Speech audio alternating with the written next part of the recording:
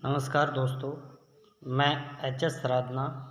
Welcome to my YouTube channel Sangyan Pratiyogi संस्थान अलवर।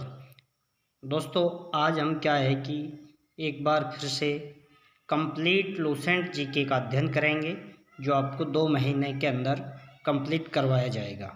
और Lucent में पहला पार्ट है इंडियन हिस्ट्री। तो इंडियन हिस्ट्री यानी भारत का इतिहास की हम बात करते हैं। तो हम सबसे पहले बात करते हैं उत्तर में हिमालय से लेकर दक्षिण में समुद्र तक जो उपमहाद्वीप फैला हुआ है उसे भारतवर्ष के नाम से जाना जाता है। यानी जो उत्तर में आप नॉर्थ में हिमालय पर्वत है और साउथ में समुद्र तक जो क्षेत्र फैला हुआ है, उपमहाद्वीप फैला हुआ है, उसे भारतवर्ष के नाम से जाना जाता है, जिसे महाकाव्य तथा पुराणों में भारतवर्ष अर्थात भारत का देश यानी महाकाव्य और पुराणों में क्या कहा जाता है दोस्तों? भारत का देश कहा जाता है। और यहाँ के निवासियों को क्या कहा जाता है? भारतीय यानी भारत की संतान कहा जाता है। यूनानियों ने, आपने सुना ही होगा, यूनानियों ने भारत को क्या नाम दिया था? इंडिया। तो ये आप यहाँ से विशेष ध्यान दें, यूनानियों ने इंडिया नाम दिया था।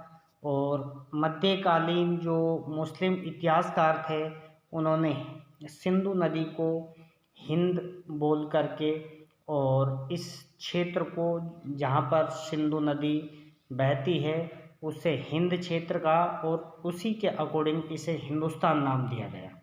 तो आपको ये बात ध्यान रखनी है, भारतवर्ष भी भारत को कहा जाता है यानी भारत का देश है। यूनानियों ने इंडिया कहा था और मध्यकालीन जो मुस्लिम इतिहासकार थे उन्होंने क्या कहा था? उन्होंने कहा था इसे हिंदुस्तान। आगे हम बात करते हैं तो देखिए, भारत के जो इतिहास है उसको 3 भागों में मुख्य रूप से बांटा जाता है। एक तो प्राचीन इतिहास, मध्यकालीन इतिहास और आधुनिक भारत का इतिहास। सबसे पहले हम बात करते हैं प्राचीन जो भारत है उसके बारे में हम बात करते हैं। तो प्राचीन भारत की हम बात करते हैं तो प्राचीन भारत में जो प्राचीन भारत का इतिहास है उसके बारे में हमें जानकारी 4 मुख्य स्रोतों से प्राप्त होती है।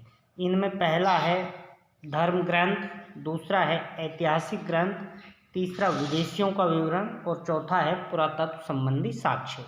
धर्म ग्रंथों में जो मुख्य जानकारी मिलती है वो वेदों से मिलती है। तीसरा देखिए विदेशियों का विवरण। विदेशियों के जो विवरण है उसमें बहुत सारे विदेशी हैं जो भारत की यात्रा पर आए थे, उनके द्वारा भी कुछ ग्रंथ लिखे गए, कुछ लेख लिखे गए, उनसे भी भारत के इतिहास के बारे में, जो प्राचीन भारत का इतिहास है उसके बारे में जानकारी मिलती है। पुरातत्व संबंधी साक्ष्य, पुरातत्व संबंधी साक्ष्य हैं वहाँ से भी जानकारी मिलती है। तो इन सब के बारे में हम एक एक करके क्या करेंगे? अध्ययन करेंगे। सबसे पहले हम बात करते हैं धर्म ग्रंथ। जो सबसे पुराना है वो क्या है? वेद है। और जो वेदों का संकलन किया था, संकलनकर्ता कौन थे? महर्षि कृष्ण द्वैपायन वेद व्यास। वैसे दोस्तों क्या कहा जाता है? वेदों को अपौरुषेय कहा जाता है। अपौरुषेय का मतलब होता है पुरुषों के द्वारा ये नहीं लिखा गया है, लेकिन इनका जो संकलन किया था वो वेद व्यास ने किया था। ये आपको ध्यान रखना है। वेद 4 प्रकार के हैं। ऋग्वेद जो सबसे प्राचीन है, यजुर्वेद, सामवेद और अथर्ववेद। अब हम सबसे पहले एक एक करके अध्ययन करते हैं। तो पहला है हमारा ऋग्वेद के बारे में अध्ययन। ऋग्वेद की हम बात करते हैं तो देखिए ऋग्वेद में क्या आता है? ऋचाओं का अध्ययन। ऋचा यानी, ऋचा बोलें तो क्या? मंत्रों का जो क्रमबद्ध ज्ञान का जो संग्रह है उसे क्या कहा जाता है दोस्तों? ऋग्वेद कहा जाता है। ऋग्वेद में आपको ध्यान रखना है 10 मंडल हैं और 1028 सूक्त हैं। इसमें 11 बाल खिल्ले सूक्तों को भी मिलाया गया है। इसमें 10,462 क्या है दोस्तों? ऋचाएँ हैं। अब आपको फिर से ध्यान रखना है 10 तो ऋग्वेद मंडल हैं, 1028 सूक्त हैं, ये अलग अलग करके पूछे जाते हैं आपसे, और 10,462 ऋचाएँ हैं। इस वेद के जो ऋचाओं के पढ़ने वाले हैं, जो मंत्रों को ऋग्वेद के, आपको अलग अलग ध्यान रखना होगा। कि जो ऋग्वेद के जो ऋचा हैं, ऋग्वेद के जो मंत्र हैं, उनको जो पढ़ने वाले ऋषि थे उन्हें क्या कहा जाता था? होत्र कहा जाता था। तो होत्र कहते थे। इस वेद से आर्य आए थे उनकी राजनीतिक प्रणाली और इतिहास के बारे में जानकारी मिलती है। ऋग्वेद से आर्यों के बारे में आपको कंप्लीट क्या मिल जाती है दोस्तों? जानकारी मिलती है। विश्वामित्र द्वारा ऋग्वेद का जो तीसरा मंडल है उसमें सूर्य देवता सावित्री को समर्पित प्रसिद्ध गायत्री मंत्र है और इसके 9वें मंडल में सोम देवता का उल्लेख है। तो आपको ये ध्यान रखना है, विश्वामित्र द्वारा जो तीसरा मंडल रचा गया, इसमें टोटल 10 मंडल हैं, तो तीसरे में किसका? सूर्य देवता सावित्री को समर्पित गायत्री मंत्र है और 9वें मंडल में सोम देवता का उल्लेख है। इसके 8वें मंडल की हस्तलिखित ऋचाओं को खिल कहा जाता है, यानी जो 8वां मंडल है उसमें हाथों से लिखी गई ऋचाएँ हैं, हाथों से लिखे गए मंत्र हैं, उन्हें क्या कहा जाता है? खिल कहा जाता है। ये भी कई बार पूछा जाता है एग्जाम में, आपको ध्यान रखना है। और जो चातुस्वरीय समाज है, यानी जो 4 वर्गों का जो सबसे पहले कल्पना की गई थी वो ऋग्वेद के 10वें मंडल में। ऋग्वेद का 10वां मंडल सबसे लास्ट में जोड़ा गया था, ये आपको ध्यान रखना है। 10वें मंडल में पुरुष सूक्त में है, ये आपको अच्छे से याद रखना है। मंडल तो सबके ही याद रहता है कि भाई जो चातुस्वर्णीय जो समाज था उसकी कल्पना कहाँ की गई है, तो सब बता देंगे 10वें मंडल में, ऋग्वेद के 10वें मंडल में। लेकिन आपको ध्यान रखना है दोस्तों, यहाँ पर एक पुरुष सूक्त है, पुरुष सूक्त में ये बात कही गई है जिसके अनुसार 4 वर्णों में बांटा गया है, ब्राह्मण, क्षत्रिय, वैश्य और शूद्र। ब्राह्मण, क्षत्रिय, वैश्य तथा शूद्र। और इसमें ये बताया गया है कि जो ब्राह्मण है जो तो आदि पुरुष के मुख से निकले थे, क्षत्रिय भुजाओं से निकले थे और वैश्य जंघाओं और शूद्र चरणों से उत्पन्न हुए थे। आपको एक इम्पोर्टेंट पॉइंट ध्यान रखना होगा कि जो धर्मसूत्र की प्रमुख जातियों के जो व्यवसाय है, स्थिति है, दायित्व है, कर्तव्य है, ये सब कहाँ पर पता चलता है इनके बारे में? धर्मसूत्र में। नेक्स्ट हम बात करते हैं वामनावतार के 3 पगों के आख्यान का प्राचीनतम स्रोत क्या है दोस्तों? ऋग्वेद है। जो वामन अवतार है उसके 3 पग हैं, उनके आख्यान का प्राचीनतम स्रोत ऋग्वेद है।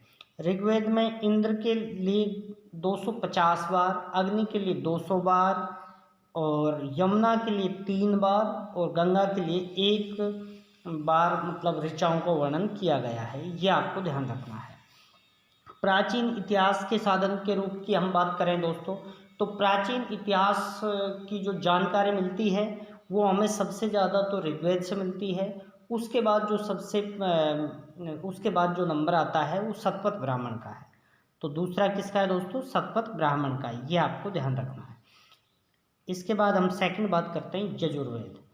तो यजुर्वेद की हम बात करते हैं तो इसमें मंत्रों तथा बलि के समय अनुपालन के नियमों का संकलन यजुर्वेद कहलाता है। यानी जो बलि के समय जो मंत्रों का अनुपालन किया जाता था, बलि वगैरह दी जाती थी, जैसे नर बलि दी जाती थी, भैंसे की बलि, पशुओं की बलि जो दी जाती थी, उसके नियमों का जो अनुपालन के बारे में कौन बताता है? यजुर्वेद। दोस्तों अथर्ववेद में क्या है? जादू टोने, तंत्र मंत्र इनके बारे में है, लेकिन बलि से संबंधित नियमों का जो उल्लेख है वो किस में है? यजुर्वेद में है। और इसके जो पाठ करता है यानी पढ़ने वाला है उसको अध्वर्यु कहा जाता है। अध्वर्यु ध्यान रखना है। ऋग्वेद के जो मंत्रों का जो उच्चारणकर्ता को क्या कहा जाता है? होत्र कहा जाता है। और यजुर्वेद के जो मंत्रों का उच्चारण करता है उसको क्या? अध्वर्यु ध्यान रखना है। और ये ऐसा वेद है जो गद्य और पद दोनों में, ध्यान रखें, चारों वेदों में 3 वेद तो किस में है? ज़्यादा 3 वेद तो हैं पद में और ये गद्य और पद दोनों में है, इसलिए इसे चंपू वेद भी कहा जाता है। चंपू, ये आपको ध्यान रखना है। इसके बाद चौथा हम बात करते हैं सामवेद के बारे में बात करते हैं। तो ये गाई जा सकने वाली ऋचाओं का संकलन है। इसके पाठकर्ता को क्या कहा जाता है? उद्रात्र। इसके पाठकर्ता को उद्रात्र कहा जाता है। ध्यान रखना है, ऋग्वेद के जो मंत्रों का उच्चारण करने वाला होत्र और यजुर्वेद के मंत्रों का उच्चारणकर्ता को क्या कहा जाता है? अध्वर्यु। और सामवेद के उच्चारणकर्ता को उद्रात्र कहा जाता है। और भारतीय संगीत का जनक आपसे पूछा जाए तो सामवेद है, ये आपको ध्यान रखना है। इसके बाद हम बात करते हैं, तो नेक्स्ट पॉइंट की ओर चलते हैं, अथर्ववेद। तो देखिए, मैं आपको बता ही चुका हूँ, अथर्व ऋषि के द्वारा तो इसका क्या किया गया, रचना की गई।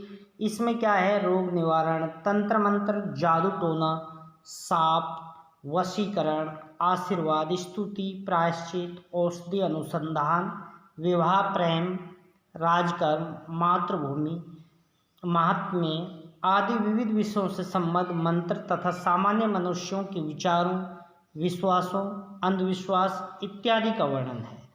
इसमें सभा एवं समिति को प्रजापति की 2 पुत्रियां कहा गया है। यानी जो राजा था उसकी 2 पुत्रियां किसको कहा गया? सभा और समिति को। सभा तो बुजुर्ग लोगों की एक संस्था होती थी, जो राजा 2 विभागों में बांट दिया करते थे।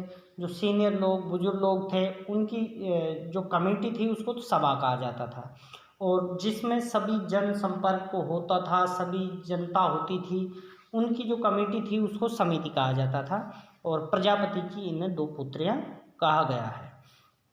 थोड़ा और हम देख लेते हैं, उसके बाद कल से हम डिटेल से पढ़ेंगे, क्योंकि 2 महीने यानी 60 दिन के अंदर हमें कंप्लीट लूसेंट का अध्ययन करना है। तो दोस्तों, चैनल को आप सब्सक्राइब करें। और एक बार फिर हम डंका बजाने वाले हैं, आपको बेहतरीन जानकारी देकर, आपको कंप्लीट लूसेंट का अध्ययन करवाकर।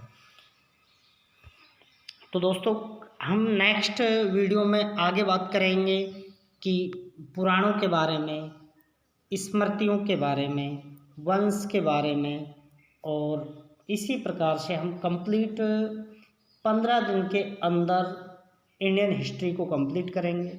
उसके बाद 10 दिन के अंदर ज्योग्राफी को कंप्लीट करेंगे। उसके बाद हम 7 दिन के अंदर क्या करेंगे? इंडियन इकोनॉमिक्स को कंप्लीट करेंगे। इस तरीके से टोटल टारगेट हमने 60 डेज का लिया है। तो दोस्तों, चैनल को सब्सक्राइब करें, बेल आइकन को प्रेस करें और वीडियो को अधिक से अधिक शेयर करते रहें। थैंक यू दोस्तों। जय हिंद, जय भारत।